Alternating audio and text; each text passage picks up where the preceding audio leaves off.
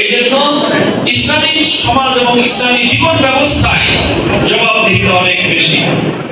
দুনিয়ার জাগতিক যে কোনো মতাদর্শে এক জায়গায় জবাব দিতে হয়, সেটা হলো মানুষকে। আর মানুষকে যদি কেউ মানুষের চোখ ফাঁকি দিতে পারে, তার জবাব দেওয়ার কিছু নেই। বিচারকের চোখকে যদি ফাঁকি দেওয়া যায়, পুলিশের চোখকে যদি ফাঁকি দেওয়া যায়, অপরাধের সময় যদি কোনো সাক্ষী না থাকে, অর্থাৎ মানুষের চোখ যদি ফাঁকি দেওয়া যায়, তাহলে জবাবদিহি দেওয়ার কোনো ভয় নাই। এই জন্য দুনিয়াতে মানুষ প্রচলিত সমাজ ব্যবস্থায় মানুষ কতটা জবাবদিহিতাকে ভয় পায় না, কারণ মানুষ মনে করে আমি দুর্নীতি করতেছি দেখছে কে, আমি চুরি করতেছি দেখছে কে, জনগণের অধিকার চুরি করে নষ্ট করে ভয় পায় না, কারণ কোনো সাক্ষী নেই।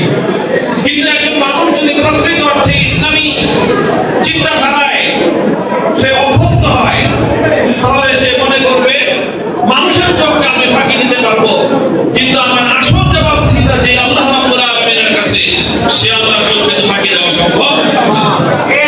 এই জন্য আমরা চাই, যদি সত্যিকারের অর্থে একটি সুন্দর সমাজ গড়ে তুলতে চাই, জবাবদিহিতামূলক সমাজ, অপরাধমুক্ত সমাজ, অন্যায়মুক্ত সমাজ, দুর্নীতিমুক্ত সমাজ যদি গড়তে হয়, তাহলে সমাজ ব্যবস্থাকে শুধু মানুষের কাছে জবাবদিহিতার ভয় নয়, বরং সৃষ্টিকর্তার কাছে জবাবদিহিতার ভয়ের উপর সমাজের বুনিয়াদ কায়েম করতে হবে।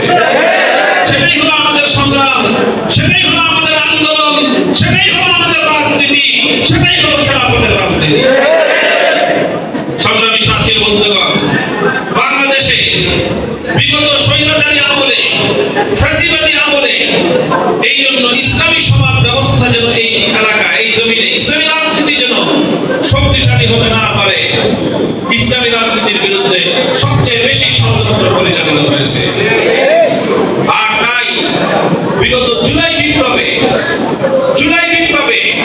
ফ্যাসিবাদ বিরোধী আন্দোলনে সবচেয়ে বেশি রক্ত দিয়েছে ইসলামপন্থীরা, সবচেয়ে বেশি জুলুম এবং নির্যাতনের শিকার হয়েছে ইসলামী সংগঠনের নেতাকর্মীরা। আমি সহ আমাদের দলের নেতাকর্মীরা, আমার দলের শীর্ষ সকল নেতৃবৃন্দ সহ 2021 সালে আমরা গ্রেফতার হয়ে বছরের পর বছর বিনা বিচারে আমাদেরকে কারাগারে অন্ধকার প্রকোষ্ঠে দিন গুজরান করতে হয়েছে। 3 বছর